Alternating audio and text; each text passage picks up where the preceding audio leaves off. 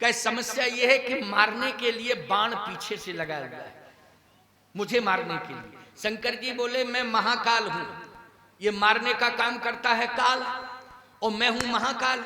अब तू महाकाल के पास आ गया तो काल क्या बिगाड़ेगा, चिंता मत कर, बैठ।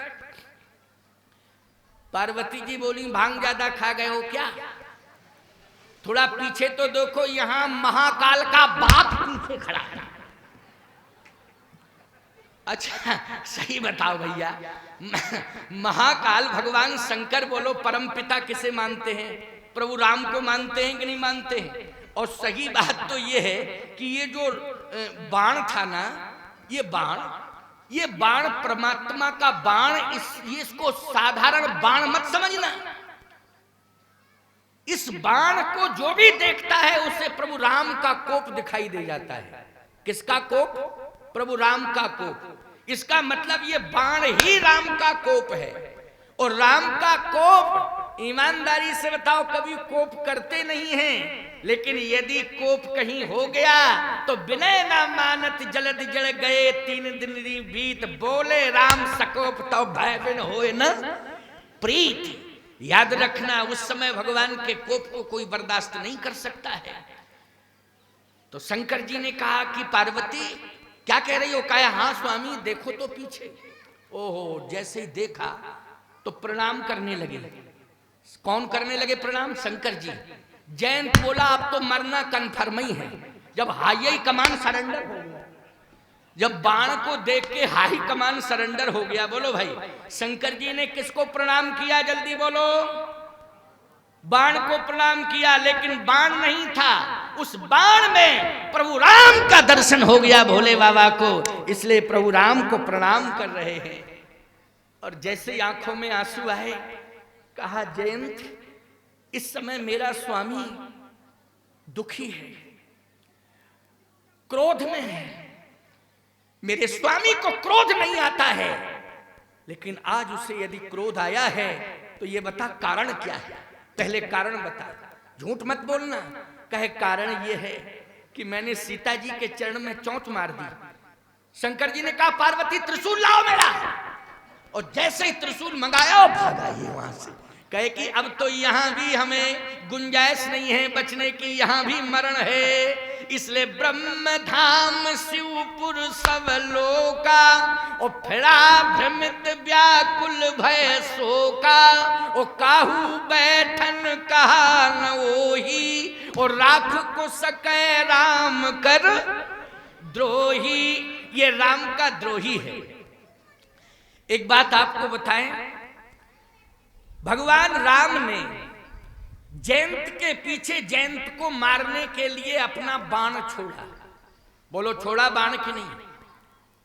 ये जयंत भगवान के सामने, सीता जी के सामने क्या बन के गया था, बोलो कौआ बन के गया था। बोलो बन गया था पक्षी, कौआ पक्षी बन के गया था। कौआ पक्षी बन के सीता जी पर प्रहार किया इसने। लेकिन आपको मालूम होना चाहिए पक्षी रामचरितमानस में गीधराज जी भी हैं। बोलो गीधराज जी ने सीता जी के अस्तित्व को बचाने के लिए अपने प्राणों की आहुति दे दी। बोलो दे दी कि नहीं। लेकिन ये कौआ पक्षी, ये जयंत कौआ पक्षी बना, इसने सीता जी के अस्तित्व को मिटाने के लिए अपना रूप ही बदल दिया। बोलो बदला कि नहीं। ये पक्षी था नहीं लेकिन पक्षी बना। बोलो बना पक्षी कि नहीं। और पक्षियों में भी बना तो निकृष्ट पक्षी बना। बोलो कौआ को क्या मानते हो, निकृष्ट पक्षी होता है कि नहीं है? अरे बनना था तो हंस बन जाता, अगर पक्षी बनना था तो हंस बन जाता। और मैं तो कहता हूं कि अगर चित्रकूट मंदाकिनी में हंस बन करके जयंत अगर विहार करने लगता, तो विहार करते करते ये जयंत अगर हंस बन के चित्रकूट में विहार करता, तो चित्रकूट में ये परमहंस बन जाता प्यारे। और परमहंस बन जाता तो ईमानदारी से बताओ पूरा स्वर्ग का खानदान तर जाता कि नहीं तर जाता। बोलो कल्याण हो जाता कि नहीं हो जाता।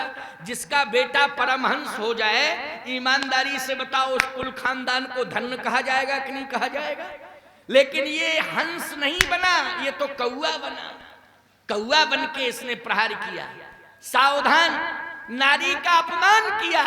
जो नारी का अपमान करता है वो परमात्मा का कोप भाजन बनता है, और जो नारी का सम्मान करता है वो परमात्मा का कृपा पात्र बनता है।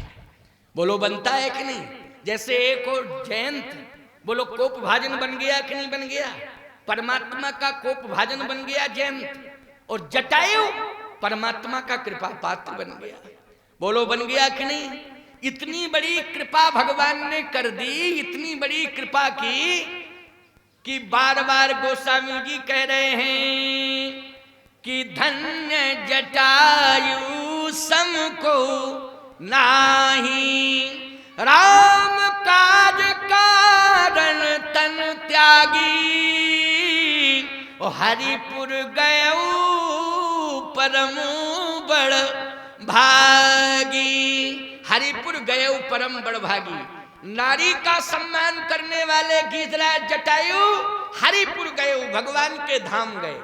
और मैं क्या कहूं, भगवान ही बन के भगवान के धाम गए। गीध देह तज धर हरि रूपा, भगवान बनकर के भगवान के धाम गया। इंसान अगर अच्छा कर्म करे तो ईमानदारी से बताओ शरीर तो जाता है उसका, लेकिन भगवान की तरह कीर्ति अमर हो जाती है कि नहीं? हो जाती है ना। भगवान की तरह कीर्ति अमर हो जाती है उसकी।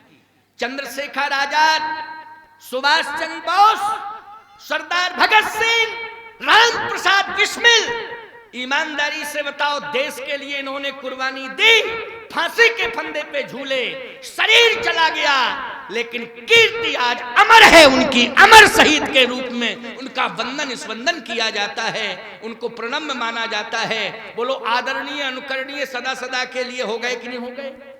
क्यों? अच्छा काम किया। देश के अस्तित्व को बचाने के लिए, माताओं बहन बेटियों के अस्तित्व को बचाने के लिए इन्होंने हंसते हंसते फांसी के फंदे को स्वीकार किया। इसलिए कहता हूं कि मरना है तो गीधराज जटायु की तरह मरो, मरना है तो गीधराज जटायु की तरह मरो। और क्या कहते कहते मरो, ये मैं महामंत्र दे रहा हूं मरने वालों को। मरना तो सबको है प्यारे, लेकिन मरण सुधार के मरो अपना, मरण बिगाड़ के नहीं, मरण सुधार के मरो। क्या कहते कहते मरना चाहिए? तमन्ना है बस यही मन में, साधना शेष रहना चाहिए। हम रहें या ना रहें, मेरा देश रहना चाहिए, बस यही संकल्प होना चाहिए। मरने वाले को यह संकल्प लेना चाहिए। आज मरण गीधराज जी का दिखाई दे रहा है। ऐसा मरण प्यारे कि आज परमात्मा आंसू बहा रहा है। बोलो बहा रहा है कि नहीं? ऐसा मरण कि परमात्मा आंसू बहा रहा है, परमात्मा गोद में लिए है। गोस्वामी जी कहते हैं गीध को गोद में राख दयानिधि, नैन सरोजन में भरवारी, बारही बार समारत पंख, जटायु की धूल जटान सो झारी। अपनी जटाओं से भगवान ने जटायु की धूल को साफ किया। ये मरण गोद में लिटाए हुए हैं। अरे छोड़ो जी, महाराज दशरथ को भी ये सौभाग्य नहीं मिला। बोलो मिला क्या? अरे दशरथ की मृत्यु तो हुई, दशरथ जी का मरण तो हुआ। इतना बड़ा तपस्वी जिसने नैमिषारण्य में मनु के रूप में तपस्या की। बोलो मनु के रूप में की तपस्या की नहीं नैमिष में, लेकिन मनु के रूप में जिसने नैमिष में ठाड़े रहे एक पद दो, दोनों एक पैर के बल खड़े होकर तपस्या किए। लेकिन जब दशरथ के रूप में वही मनु दशरथ बन करके आए तो बोलो मरण बिगड़ गया कि नहीं बिगड़ गया? मरण बिगड़ गया। लेकिन गीधराज जटायु का मरण बोलो सुधर गया कि नहीं सुधर गया? कैसे सुधर गया? लेकिन जयंत किसके बल पर सुधर गया?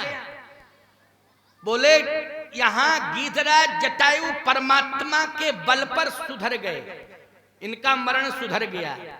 लेकिन यहां जयंत का मरण भी, मरण तो हो ही रहा था, बोलो हो रहा था कि नहीं, लेकिन मरण बच गया और जीवन बदल गया। बोले महात्मा के बल पर, महात्मा की शरण मिल गई, इसलिए महात्मा के बल पर। बस यही मैं चिंतन दे रहा हूं। ये 3 दृश्य हमारे सामने हैं, जयंत, जटायु और दशरथ। समझ लेना जरा, जयंत, जटायु